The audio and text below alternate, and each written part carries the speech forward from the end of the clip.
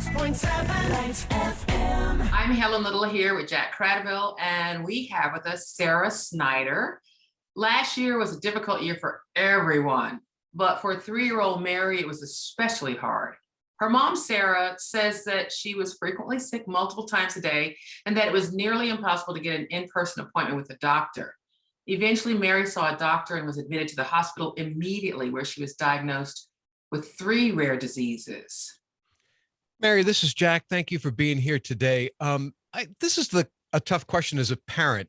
When did you know, or when did you realize that Mary needed specialized medical care? When was that moment? So it was December 2019. A little 3-year-old doesn't typically throw up multiple times a day. They can have fits. They can, somebody cannot feel well, but it was just over and over, and we couldn't figure out how to make her feel better. Why did you decide to bring Mary to Hassenfeld Children's Hospital? We were lucky enough to get a referral from our wonderful pediatrician at the time, Dr. Burston. He referred that we go to the pediatric gastroenterology department with Dr. Melanie Greifer, who saw us in February 2020. So we kind of were able to slip in right before all medical appointments shut down in March 2020. So they were able to get a baseline on Mary at that point, but then we couldn't get in-person appointments just like anybody. So it became a very kind of treacherous March and April into May. This throwing up kept happening, and we kept having terrific video visits. They were very attentive, but as you know, all New York hospitals were overwhelmed at that point, and nobody could get an in-person appointment. So. Well, now, beyond medical care, how would you describe the team at Hassenfeld, how they've helped Mary and your family? So when we did get an in-person, as you indicated, appointment, she was immediately rushed to the hospital and was in there for close to a week, multiple transfusions, infusions. She was given a couple hours to live, frankly. And at that point, it's the height of COVID. There are doctors and nurses coming at her in the giant spacesuits, all the COVID protocols, holding her down, poking and prodding. She had to be strapped to the bed to get these blood draws. They were taking it from between her toes. She was so small, and her so many veins had blown at that point. So obviously there had been a lot of trauma that she'd gone through.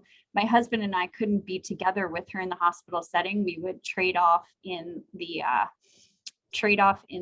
parking lot and do the whole change in the garage, and that whole situation, if you remember how heightened everything was at that point.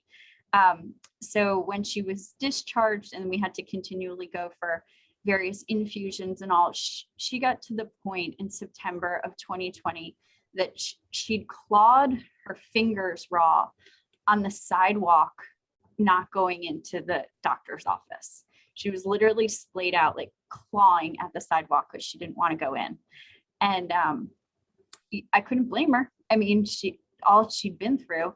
And at that point, that's when Hassenfeld also assigned us to a wonderful therapy team and the child life specialist team, who just helped Mary Rose give her space to talk about what had happened to her in the appropriate way that a 3-year-old could. We didn't know what to do. Frankly, we were traumatized too, watching all of this happen to our little girl. And they gave us this amazing team that helped us slow down, recognize everything that she had gone through, and that this was going to be a lifelong process. These 3 syndromes she has, they're not going away. So this is going to be part of her little life. And we had to kind of reset how she was going to handle it going forward, and how we could be supports to her through this journey in her life. That's a lot for a child to go through. And you know, as parents, a lot for you all to go through as well. But I want to know, how is she doing now? You know what? If you saw her, well, they call her the mayor of Fink. Fink is one of the children's centers within the Hassenfeld Hospital. She scooters around and she's like, come over here, come over here. She knows right where to go for the blood, the phlebology appointments, and she knows where to go for her various doctors. So she's got pep, and she doesn't have the fear that she used to have. And she's also very, with the tools that both the medical doctors and the therapists have taught all of us, she recognizes and owns her own medical journey and will tell strangers, I'm not allowed to eat that. I'm allergic to most things that you're allergic to.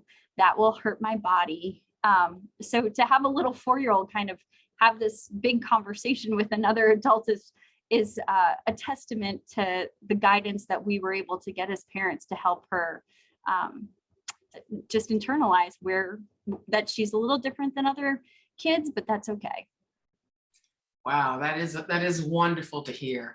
And why should someone listening call and give and support Hassenfeld Children's Hospital today?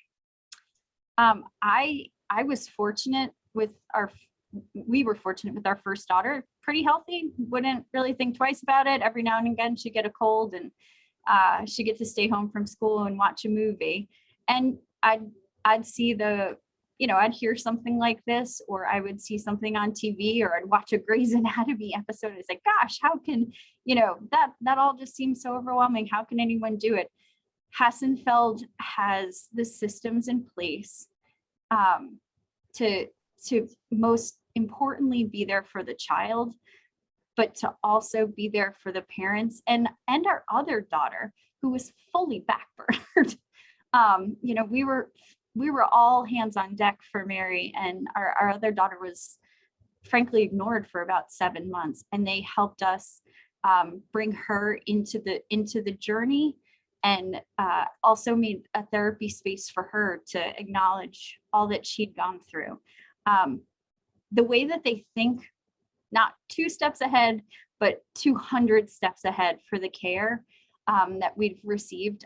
I can't thank Mr. Langone and Mrs. Langone, the NYU, the entire center, the Hassenfelds, everybody who's made the NYU system so warm and customer friendly and child-centered. It's remarkable. We're so grateful to be part of this network. It's an amazing story. Sarah, thank you so much for sharing about Mary. As a parent, I can certainly empathize. She sounds like she's just been through, you've all been through so much.